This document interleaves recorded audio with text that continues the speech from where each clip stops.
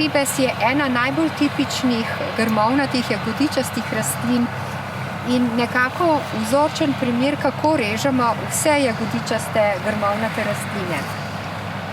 Čas za rez jagodičja najbolj primeren čas za rez jagodičja je seveda pomlad. Tik preden brsti začnejo se razvijati in v tem obdobju tudi vidimo, kateri del vejice je najbolj primeren in za dober pridelek in kateri ni primeren. Če pogledamo, imamo pri črnem ribezu na starem lesu kratke poganke z drobnimi brsti in te poganki ne bodo imeli ne vem kako kakovostnega in velikega pridelka. Grozdi bodo kratki, s kratkimi peclji in tudi število jagod bo izredno majhno. Če pa pogledamo najbolj primeren poganjek, recimo stranski poganjek ali končni poganjek, ki je visok približno 20 do 30 cm oziroma še lepši je tale pol metra, tukaj so pa brsti izredno močni in obetajo zelo velike grozde z dolgim pecljem in tudi številne jagode. Se pravi, ko pristopimo k nekemu grmu, moramo najprej pogledati, koliko rodnih vej ima.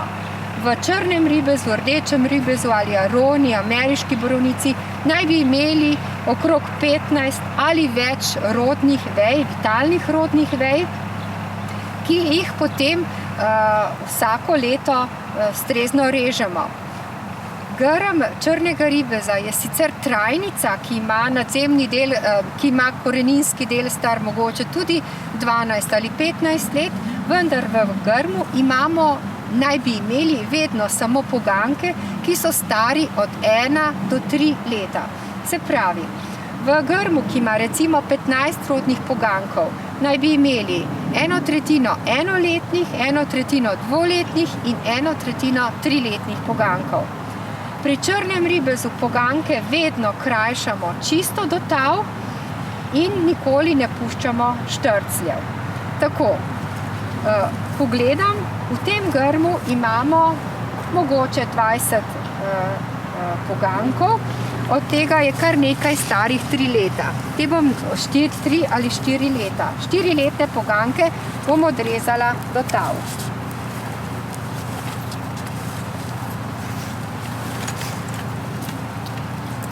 Les črnega ribeza je izredno mehek, zato je odstranjevanje pogankov izredno enostavno. Odstranim vedno tudi poganke, ki nekoliko polegajo.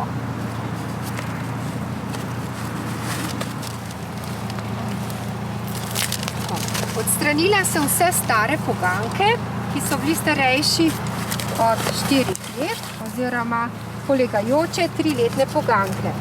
Sedaj pa pogledam, kakšno je razmerje ostalih pogankov. Tukaj imam enega, ki izredno polega.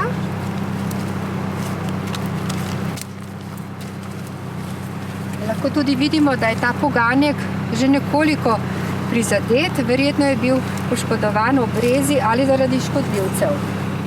Ja, pri črnem ribezu se pogosto dogodi, da z orodjem, se pravi ob okopavanju ali ob odstranjevanjem plevelov z nitkarico, se dotaknemo, ali pa tudi s škarjami, če smo preveč grobi, se dotaknemo ljuba in potem se tam pojavi rana.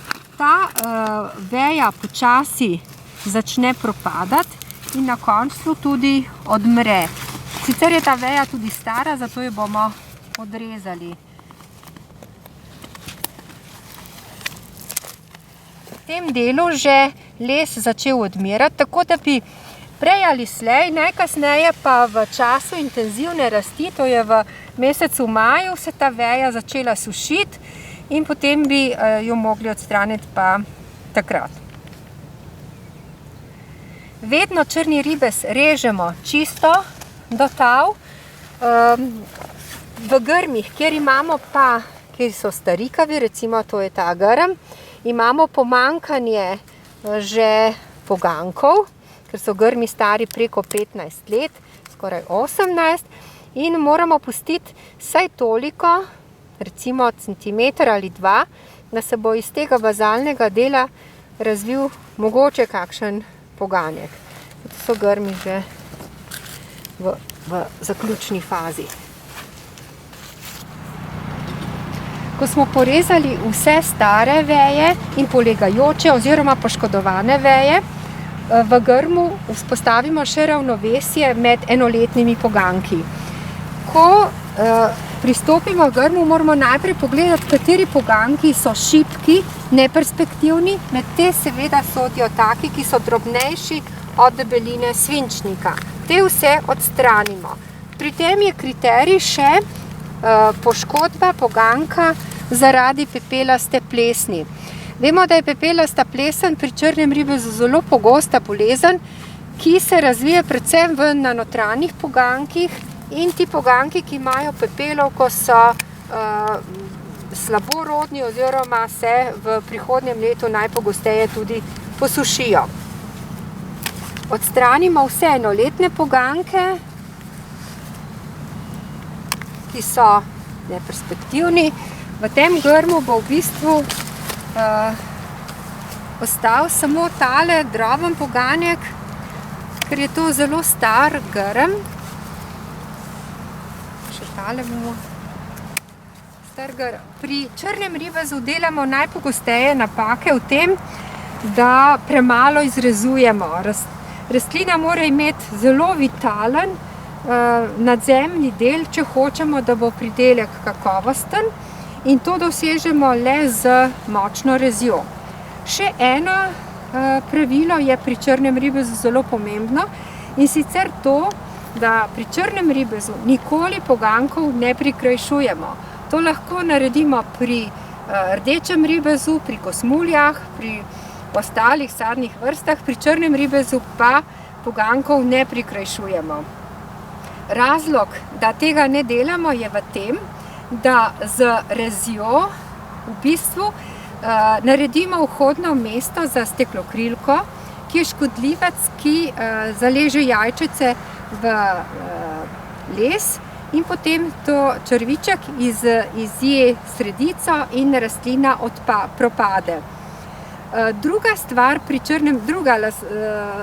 zaradi česa črnega ribeza ni prikrajšujemo, je pa ta, da z rezjo pri črnem ribezu ne vzpodbudimo razraščanja, temveč poganjek zakrni.